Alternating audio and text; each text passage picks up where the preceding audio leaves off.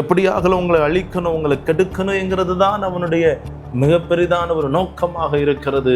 ஆண்டவராகிய இயேசு கிறிஸ்துவின் நாமத்தினாலே உங்களை வாழ்த்துகிறேன். அன்பானவர்களே, இன்றைக்கான வார்த்தை யோவான் 10ஆம் அதிகாரம் 10வது வசனம். திருடன் திருடவும் கொல்லவும் அழிக்கவும் வருகிறானே அன்றி வேறொன்றுக்கும் வரான். நானோ அவைகளுக்கு ஜீவன் உண்டாயிருக்கவும் அது பரிபூரணப்படவும் வந்தேன் என்று ஆண்டவராகிய இயேசு கிறிஸ்து சொல்லி இருக்கிறார். அன்பானவர்களே, இந்த பரிசுத்த வேதத்திலே சொல்லப்பட்டிருக்கிற இந்த வசனத்தில் சொல்லப்பட்டிருக்கிற அந்த திருடன் யார்? அந்த திருடன் யார்? நான் உங்களுக்கு அறிமுகப்படுத்தட்டுமா? உங்களுக்கு சொல்லட்டுமா? அது உங்களுக்கு தெரியாதவன் கிடையாது. தேவப்பிள்ளையே, பிசாசு. திருடன் என்றால் பிசாசு. வேதம் சொல்லுகிறது பிசாசுக்கு இடம் கொடுக்காத என்று சொல்லி.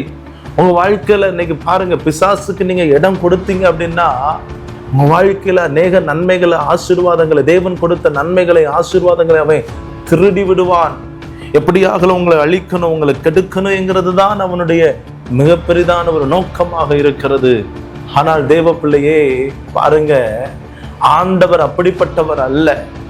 அவனுக்கும் ஆண்டவருக்கு என்ன வித்தியாசம் அப்படின்னா, அப்படியே நேர் எதிர்மறையான ஒரு வித்தியாசம். பாருங்க, ஆண்டவர் தம் பிள்ளைகளுக்கு எப்படிப்பட்டவர்களா இருக்கிறார் என்று சொல்லி அவர் சொல்லுகிறார் என்றால், ஜீவன் கொடுக்கிறேன், அவர்களை பரிபூரணமாக்குகிறேன் என்று ஆண்டவர் சொல்லுகிறார். தெய்வ பிள்ளையை, இன்னைக்கு உன் வாழ்க்கையில பிசாசு அநேக காரியங்களை திருடி கொண்டு போயிருக்கலாம். இந்த இயேசுவை நீ விசுவாசிப்பாயே என்றால் உன் வாழ்க்கையில இந்த ஆண்டவராகிய இயேசு கிறிஸ்து இன்றே புதிய ஜீவனை கொடுக்க வல்லமை உள்ளவராயிருக்கிறார். ஆமென். வியாதியோட, பலவீனத்தோட நீ இருக்கலாம். பிசாசு அழித்து விடுவான் என்கிற ஒரு பயத்தோடு நீ இருந்து கொண்டிருக்கலாம். இல்லை, இயேசுவை விசுவாசிப்பாய் என்றால் இந்த இயேசு கிறிஸ்து இன்றே உனக்கு ஜீவன் அளிக்கக்கூடிய வல்லமை உள்ளவராயிருக்கிறார். அவர் உனக்கு ஜீவன் அளிப்பார். ஜீவன் அளிக்கிறவர் மாத்திரமல்ல, உன் வாழ்க்கையை, உன் வாழ்க்கையில் இருக்கிற சகல காரியங்களையும் அவர் பரிபூரணப்படுத்துகிற தேவனாயிருக்கிறார். பரிபூரணப்படுத்துவார். நிச்சயமாகவே உங்க வாழ்க்கையை அவர் ஆசீர்வதிப்பார். God bless you.